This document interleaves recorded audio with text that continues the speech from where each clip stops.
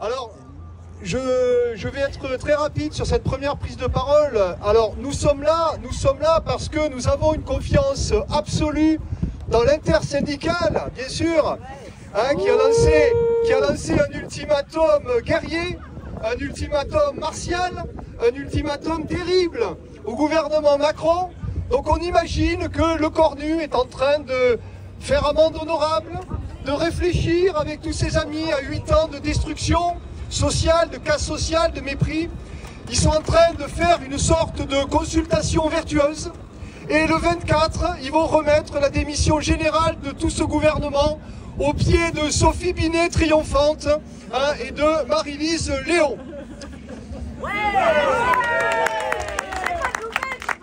Alors on est dans ce temps-là, donc évidemment on les aide un peu parce qu'elles ont dit vraiment la pression est superbe, est énorme.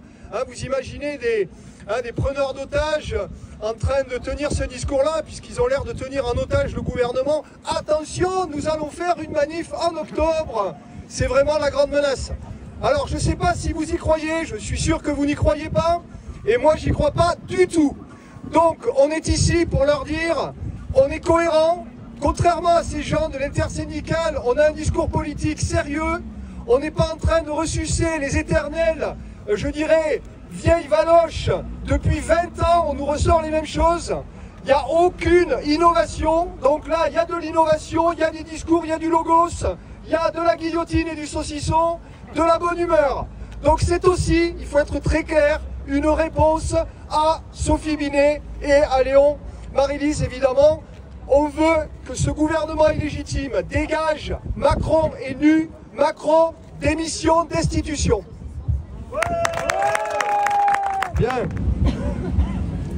Il y a le drone toujours, il est là-haut? Non? Bon alors, en réfléchissant à cette intervention, je me suis dit la chose suivante. Il n'y a pas de roi sans une cour. Le roi tient par la cour. On l'a vu pendant les Gilets jaunes en particulier, c'était caricatural puisque lorsque nos camarades Gilets jaunes étaient éborgnés, à l'hôpital mutilés, M. Macron organisait un débat avec les intellectuels français. Ils étaient 60, une honte absolue, avec M. Erner qui était en M. Loyal, hein, c'est France Culture, qui organisait tout ça. Il y avait en gros, j'y reviendrai, 3 questions, une réponse de Macron, 3 questions, une réponse de Macron. J'ai vraiment eu honte pour mon métier. Je me suis dit, ces gens qui devraient être mes pairs ne sont que des laquais. Ce sont des mondains, ce sont des cuistres, ce sont des faibles. Le seul qui a tenu la barre, le seul qui a dit à Macron d'aller se faire foutre, c'est Lordon qui était invité et qui a dit « Va te faire cuire le sudoku ».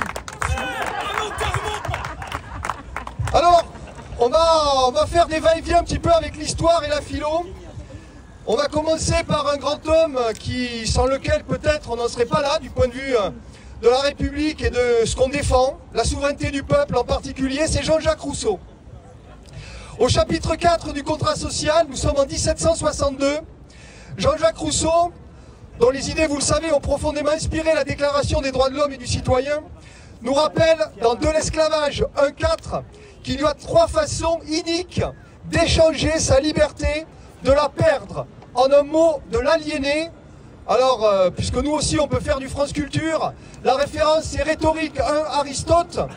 Aliéner, qu'est-ce que ça veut dire? Ça veut dire donner ou vendre. Donc, Rousseau fait référence à cette définition de l'aliénation comme don ou vente. C'est-à-dire que Rousseau nous dit, des hommes vendent leur liberté contre autre chose. Oui, les gueux ont aussi quelques connaissances théoriques. Alors, ce que nous dit en fait, oui, parce que quelques connaissances théoriques, en face, on a Le Cornu et Attal Trou-de-Balle qui inventent des diplômes quand même. Hein. Faut quand même pas baisser la tête non plus, quoi. Hein, on a été un petit peu formés, les amis. Hein, les communicants qui parasitent la politique depuis qu'ils ont 20 ans. Après, tu m'étonnes qu'ils trafiquent leur CV, ils ont rien, en fait. Donc forcément, ils trafiquent. Alors, la première de ces façons d'échanger sa liberté contre autre chose, c'est ce que Rousseau appelle la subsistance. En gros, si on devait retraduire, c'est la gamelle, c'est le salaire. qui reposerait, nous expliquent aujourd'hui les parasites milliardaires d'État. Je rappelle que M. Bernard Arnault, qui nous traite de gauchistes, qui veulent détruire le libéralisme, a fait sa fortune avec M. Boussac. Ah, c'est Boussac en fait. En fait, c'est un milliardaire d'État, M. Arnault. Hein. Il a récupéré pour le franc symbolique Boussac, livré par le PS, plus jamais PS, mais ça on est je crois d'accord, quasiment 1 milliard à l'époque. Hein. Et ce monsieur vient nous dire que la taxe Zuckman, c'est un affreux truc d'antilibéral et de gauchiste.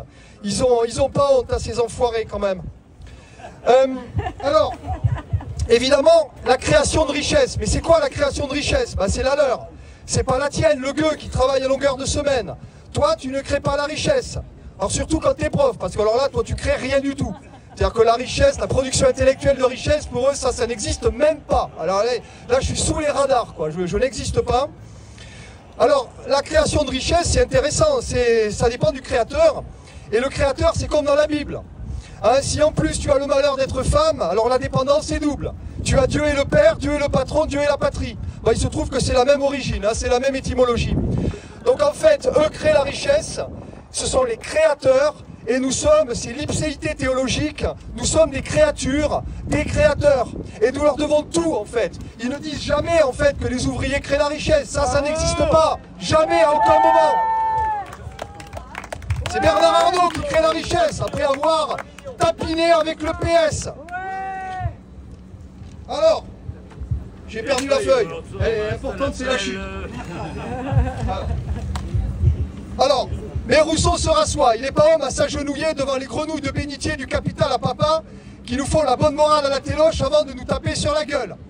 En fait, pas eux. Eux restent bien au chaud, volets clos dans la feutrine. Sur le clavier, ils pianotent et se touchent avec Ernotte. Merci, on fait le travail. Alors, non, ils mandatent pour cogner des agents de la force aveugle. On en a là-bas, ils sont là-bas, je ne sais pas s'ils m'entendent. À défaut de compréhension politique de ce qu'ils font, de ce qu'ils sont, de ce qu'ils défendent. Des agents que la cour du Croix méprise. Ils vous méprisent, messieurs Macron, ils vous méprisent, hein, sachez-le. Pourquoi? Parce qu'ils méprisent, on va dire pour faire simple, tous ceux qui ne pètent pas dans la même soie qu'eux. Oui, monsieur les CRS, on parle bien du mépris des courtisans du roi. Certes, aujourd'hui vous êtes payés, ce qui est bien naturel un dimanche, mais vous ne serez jamais invité aux agapes du roi. Agapes vous échappe peut-être. Orgie de fric et de jouissance dans l'entre-soi. Toujours grosse partouze de thunes à Paname.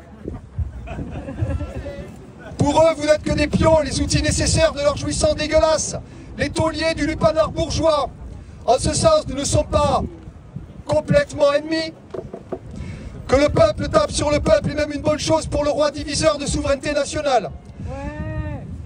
Je reviens à Rousseau, il fait partie de la journée. Que nous dit Rousseau? La cour ne vit pas de peu.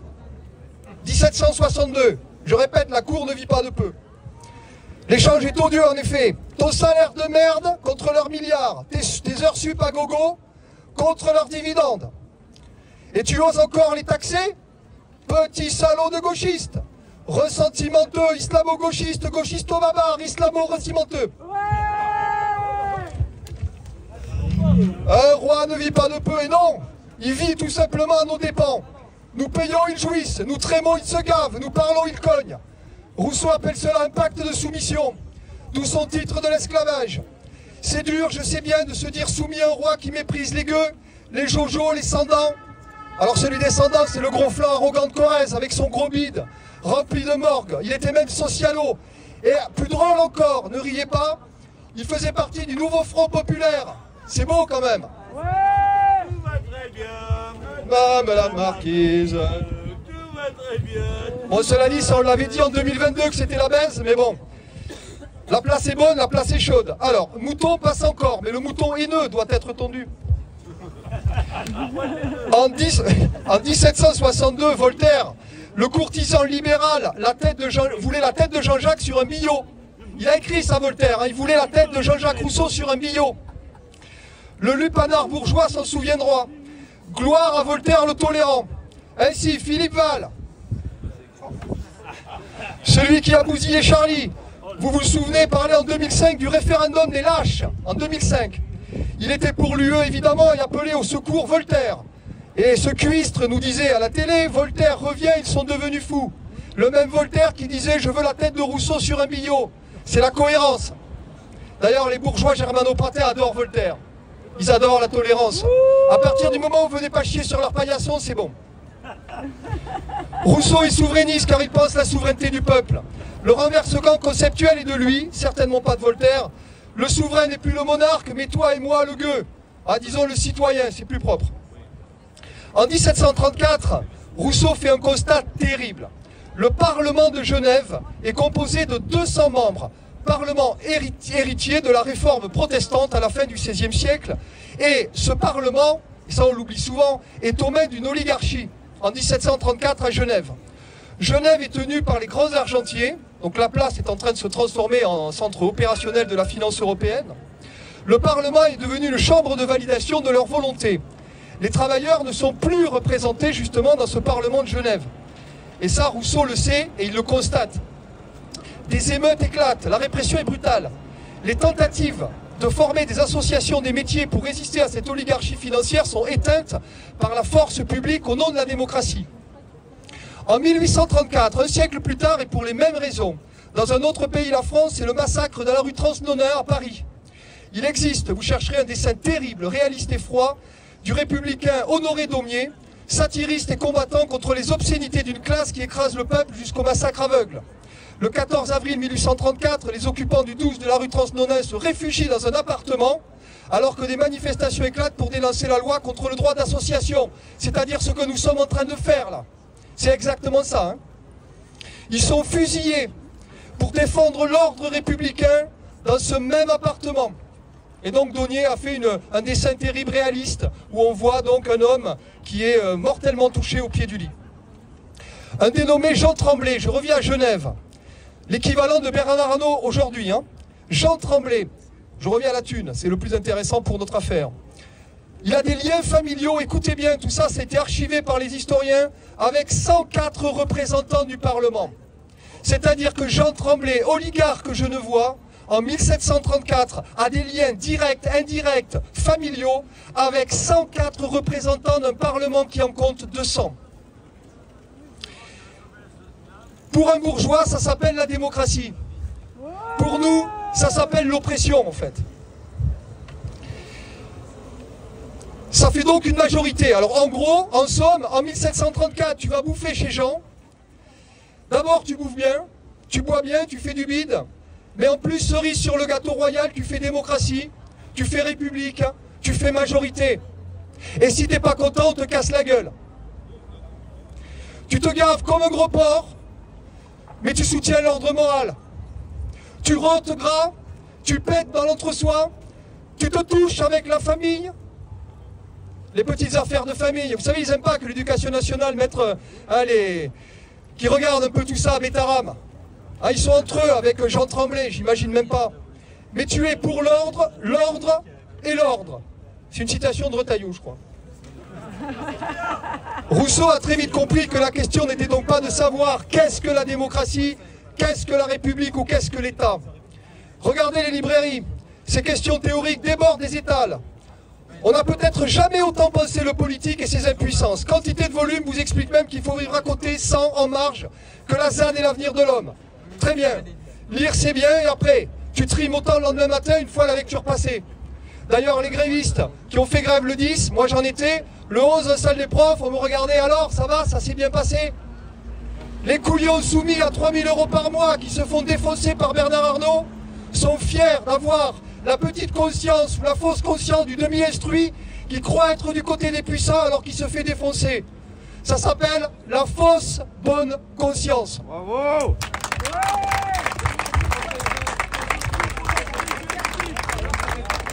J'ai beaucoup d'amis parmi les collègues, j'ai aussi énormément d'ennemis. Posons sur la place publique, pas celle de Glu-Glu. Glu-Glu, c'est Glusma, Glu-Glu.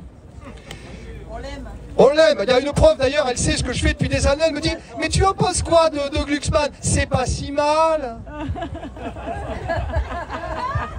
Donc posons sur la place publique, pas celle de Glu-Glu. Oui, parce que la place publique pour Glu-Glu, dans son délire mou de cadet crétin bien né, Il prend son bidet pour une esplanade, Glu-Glu. Alors une autre question, la question révolutionnaire, celle qui a toujours emmerdé d'ailleurs les bourgeois défenseurs de l'ordre. Non pas qu'est-ce que la démocratie, mais qui est la démocratie? Macron, c'est Glu-Glu, c'est le boulanger du coin, c'est ta sœur, ton oncle, le CRS, hein, les copains? Ou les sans-dents? Qui gouverne réellement, qui a le fric, qui cause à la téloge, qui se gaffe, qui trime, qui vit aux dépens du commun? Qui? La cour du roi, et la cour ne vit pas de peu, nous dit Rousseau. Ils sont combien? 200, 500, peut-être 1000. Avec ces bouffons millionnaires qui abrutissent en fin de journée de travail, ces journalistes sportifs devenus politologues. Moi je me souviens du couillon là de CNews. Aïe aïe aïe, déjà il était nul à téléfoot, alors c'est grave quoi. Avec les starlettes neuneux qui vous font passer un bon maman. Elle était incroyable avec Manodou, vous vous souvenez? Alors Manodou, vous kiffez hein? Si ça donne envie de vomir, c'est normal, hein. C'est pas... ça fait partie du travail.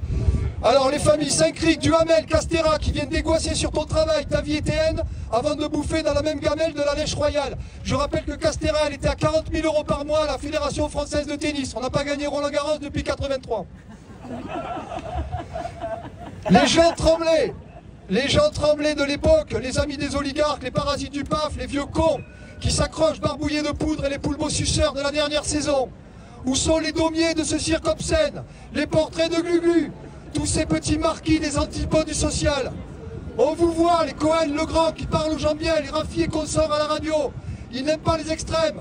Ils aiment juste la thune et le cirage debout. Ah si, ça marche aussi d'ailleurs. Ces magouilleurs dans un coin de bar qui piteusement, la bouche encore pleine, hein, vous les avez vus, France Inter, riez pas, mes collègues écoutent, hein. Mis sur le dernier âne, à savoir Glu-Glu, à promouvoir par la gradaison d'un service public déjà privatisé. On va conclure par Ernotte, la patronne de France TV qui vient glousser, regardez la vidéo, devant son maître, qu'elle appelle « Je n'invente rien, je n'invente d'ailleurs jamais rien, sa gracieuseté ». Elle est présidente de France TV. France TV, c'est 9000 employés. C'est 150 métiers.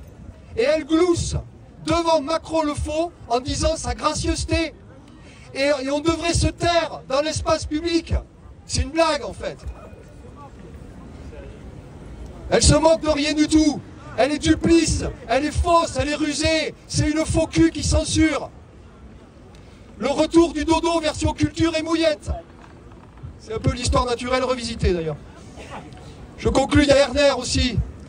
France Culture, jingle doux, voix suave et enfumage mondain, le monsieur royal du grand débat des intellectuels. Alors c'est sûr, c'est pas CNews, mais c'est eux qui ont le pouvoir pour l'instant, hein. Faut pas rêver, c'est eux qui ont le pouvoir, c'est eux qui ont fait Macron. C'est eux en 2015 qui ont dit le président philosophe. C'est Adèle Van Rett, c'est Raphaël Enthoven, c'est Roger Paul-Roy, c'est Erner, c'est tous ces gens. Ces gens ne nous répondent jamais. Ces gens sont le fond culturel du macronisme. Et Gramsci l'a dit, l'hégémonie culturelle, c'est ça qu'il faut gagner. Alors que les éborgnés étaient à l'hôpital, mutilés, alors que les citoyens gilets jaunes payaient dans leur corps la violence de cette cour décadente, les intellos parisiens apportaient des offrandes rhétoriques au président philosophe. Les universitaires, certains, qui se sont prêtés à cette mascarade, sont des cons, au sens éthique platonicien. Mais parce que Platon ne distingue pas la connerie d'éthique. Des représentants de l'arrivisme le plus sale et des courbettes les plus laides. Il nous faudrait des heures, c'est la dernière feuille. Des jours pour faire la synthèse du verbatim de la cour du roi Macron. La Dodo Ernotte disait récemment, écoutez bien et méditons, elle est directrice de France TV. On ne représente pas la France telle qu'elle est, mais telle qu'on voudrait qu'elle soit.